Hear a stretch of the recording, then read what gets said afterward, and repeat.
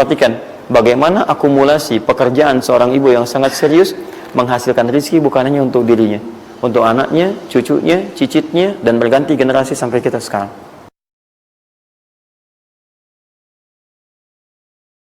Nah, jadi prinsip yang pertama, kita harus punya komitmen yang kuat dengan Allah. Kata Allah, kerja ya kerja. Kata Allah, usaha ya usaha, jangan diam. Di usaha itu sepanjang keluar yang disebut usaha dari dalam tubuh kita, kaki melangkah, tangan bergerak gitu kan, kemudian mulut berbicara, bersuara, atau telunjuk menunjuk aja, ada usaha, rezeki turun. Tapi ingat, usaha Anda tidak akan selamanya ada di atas. Mungkin suatu saat akan turun, kan? Mungkin Anda ada di puncak, mungkin suatu saat Anda turun, mungkin kadang ada di puncak, kadang stabil aja. Tapi kalau Anda melihat peluang, cepat kejar selama peluang itu baik. Itulah yang dimaksud kompetisi yang sehat. Ada paten kejar, ada tender, ikut tender dengan cara yang baik, cara yang normal, ikut. Kalaupun bukan rezeki Anda, nggak ada masalah. Saya kasih rahasia besarnya. Sepanjang Anda betul-betul ikhtiar dilakukan karena Allah, maka perhatikan baik-baik.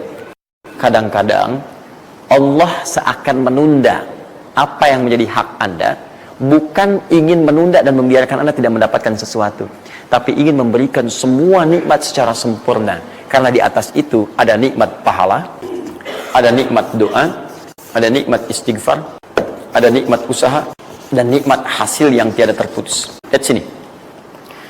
Kalau antum sehari berusaha, nggak dapat apa-apa.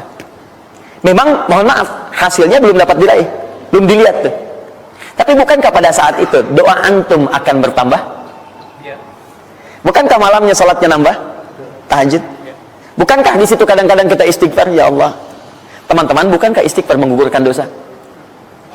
Bukankah berdoa menambah harapan, mengakumulasikan sesuatu? Bukankah tahajud menambah pahala lagi?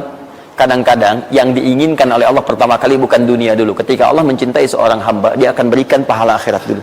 Karena dunia itu sifatnya sementara.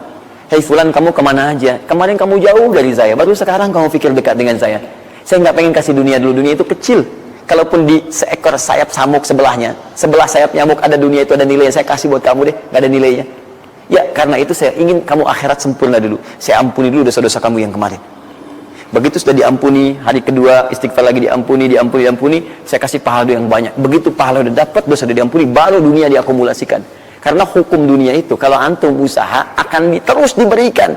Jadi nggak ada yang nggak dikasih. Jadi kalau antum sehari bekerja ini, kelihatannya nggak dapat apa-apa. Bukan nggak dapat apa-apa, disimpan untuk diakumulasikan. Nanti dosa antum tuh udah hilang, amalan udah banyak, antum dapat banyak. Kadang-kadang nggak sadar kalau saat dapat banyak itu sebetulnya itu hasil usaha antum sebelumnya. Itu teorinya begitu. Ya, jadi nggak ada yang nggak dapat apa-apa, semua akan dinilai. Sepanjang antum bergerak dikasih, dan antum buktinya hidup juga. Sampai ke hari itu kan masih hidup, bisa makan juga di hari itu, bisa beraktivitas juga, sehat juga dan sebagainya, belum dapat apa. Makanya kata Nabi, yang hari itu ada makanan, dia orang kaya sebetulnya. Kalau besok masih ada lagi, kaya banget. Antum sampai sebulan masih ada cadangan. Kenapa kita mesti berkeluh kesah? Dan belum tentu hidup juga sampai besok. Yang tuh mau ngumpulin apa? Nah, maka prinsip yang terbaik adalah ketika antum berikhtiar, ikhtiar usaha yang maksimal. Tapi jangan khawatir kalau antum kerja sehari nggak dapat, 2 hari belum ada usaha. Jangan khawatir teman-teman sekalian. Rumus yang mengatakan semua ketika badan bergerak maka rezeki dituliskan untuk keluar.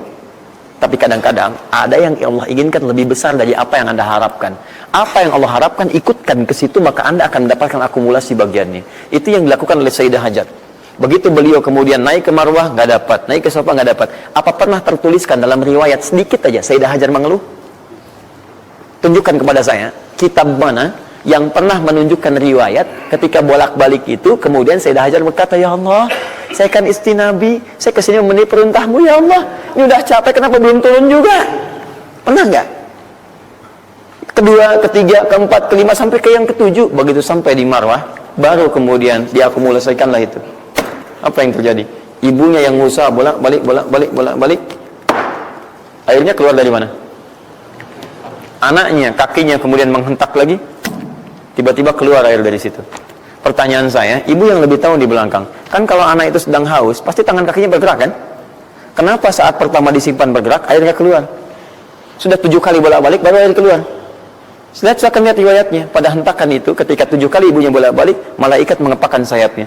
Itu yang menghantam air dan keluar air. Malaikat yang ditugaskan Allah memberikan rezeki namanya Mikail. Itu ada di Quran surah kedua ayat ke-98. Ya, man kana aduwwan lillahi wa malaikati wa rusuli wa jibril wa mikail. Mikail. Di antara tugas Mikail oleh Allah ditugaskan untuk memberikan rezeki.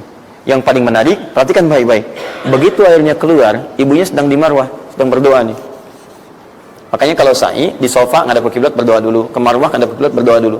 Begitu sedang berdoa nyampe ke marwah yang ketujuh, anaknya lebih kencang menangisnya. Ibunya mendengar suara nggak biasa, dikejar ke sini. Begitu kejar ada air. Apa kata ibunya? Lihat kalimatnya. Zam, zam, zam, zam. Ibunya tidak mengatakan ijma, ijma, ijma, tapi zam, zam, zam, zam. Zam itu artinya kumpul jangan berhenti, kumpul jangan berhenti, kumpul jangan berhenti. Sampai sekarang air itu tidak pernah berhenti. Perhatikan bagaimana akumulasi pekerjaan seorang ibu yang sangat serius menghasilkan rezeki bukan hanya untuk dirinya, untuk anaknya, cucunya, cicitnya, dan berganti generasi sampai kita sekarang. Kita aja ke zaman Nabi Muhammad, itu teman-teman sudah lewat 15 abad. Nabi Muhammad ke Nabi Ismail 29 generasi. Satu generasi bisa ribuan tahun. Nabi Muhammad ke Nabi Musa aja 2000 tahun, ke Nabi Isa 600 tahun. Sekarang ke Nabi Ismail 29 generasi. Muhammad bin Abdullah bin Abdul Muttalib bin Hashim bin Abdul Manaf bin Qusay bin Murrah bin Kilab bin Ka'ab bin Ghalib bin Fihir bin Malik bin Nadar bin Kinana bin Khuzaimah bin Mudrikah bin Ilyas bin Salam bin Nizar bin Mudar bin Ma'ad bin Addan bin Adi bin Adri, ya, bin Muqawwam bin Nahur bin Tari bin Ya'rub bin Yasub bin Nabit bin Ismail alaihissalam. 29 generasi. Yang bisa mengulang 29 ini saya bebaskan paspornya untuk menghafal Quran di pekan depan. Silakan. Boleh, silakan. Tapi kalau salah satu tambah satu ayat. Jelas? Terakumulasi. Maka boleh jadi kita berusaha bekerja, sehari belum dapat, 2 hari dagang belum dapat, tenang. Begitu antum 3 hari, tiba-tiba dagangan diborong habis. Itu sebetulnya usaha antum yang sebelumnya. Tapi antum dapat bonus ampunan dosa, pahala, macam-macam. Maka jangan mengeluh. Dan jangan pernah antum sekali-kali, awas ya, awas, mengeluarkan kata-kata yang seakan-akan Allah menghentikan rezeki antum. Maka disitulah kesulitan paling sulit akan antum awali. Ya Allah, apa engkau nggak sayang dengan saya? Saya perlu usaha apa lagi? Kenapa belum diberikan juga? Dan sebagainya. Itu kadang-kadang membuat seseorang kalau sudah kehilangan arah seperti itu sampai meninggalkan agamanya, itu yang paling fatal. Paham ya?